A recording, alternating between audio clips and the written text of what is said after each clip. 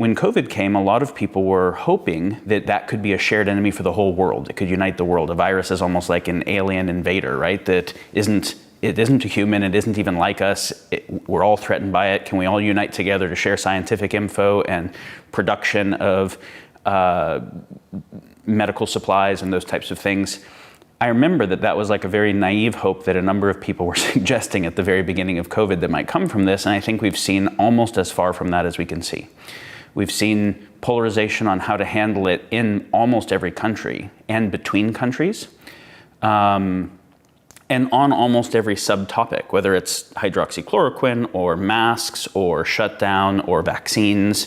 There's kind of polarization across the whole space. We've seen the entire global order has already shifted. Right? US-China relations were already tense, but they got very magnified in this situation. The tensions in the EU got very magnified. The relationships between the EU and Eastern Europe, those tensions got magnified. So I think COVID was just a big enough issue to start to set off the systemic fragilities that were already in place. So yeah, I think we were sitting right here having this conversation, I don't know, a year ago or something, before COVID, and we were talking about the breakdown in sensemaking that was already occurring, making it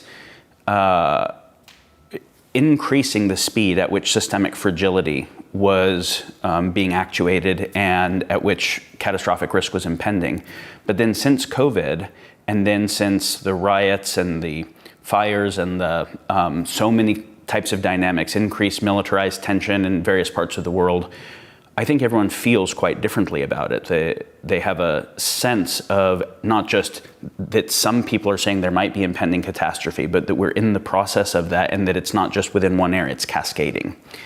And so what I want to talk about here today is not just, okay, there's all these problems, but why is our assessment of the problems one of the main causes of the problems themselves and the worsening of the problems? I mean, what would it take for us to have a kind of shared assessment that makes solutions possible at all?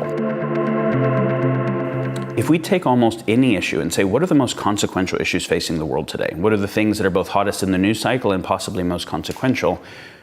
And we start to list them, and we say, which of those is there fairly good consensus across the space of citizens on? It's like almost nothing, right?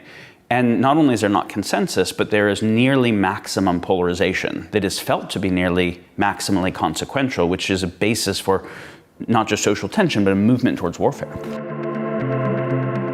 If you think about the upcoming US elections right now, I would say that we're in a situation that is unprecedented in the history of all of our lifetimes, and pretty much unprecedented in the history of the nation. Is everyone has always felt that presidential elections are consequential. Maybe they've even felt that they're more consequential than they really are. And they get passionate about it.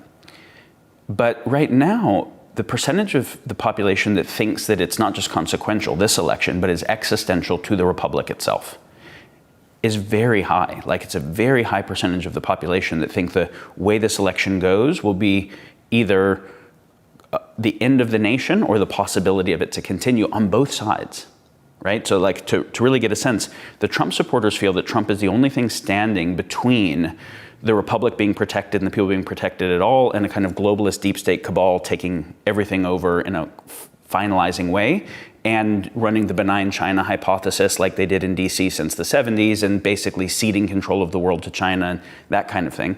The never-Trumpers think that if Trump gets in, he will eviscerate the last elements of a republic and create a dynasty kind of for his family and chosen people to run it. Like, they both think that it's the end of the republic if the other guy gets in.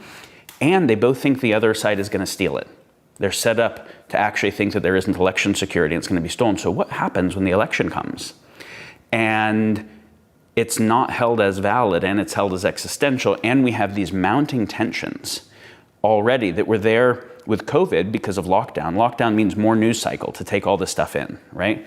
And then also it means radically increasing unemployment. And so when we saw the violence start with George Floyd, violence was actually bound to start from some trigger. When you study kind of the societal chaos indices, the things that would create a basis for societal chaos, the more people whose fundamental needs aren't met by a system, they become more desperately willing to act against the system.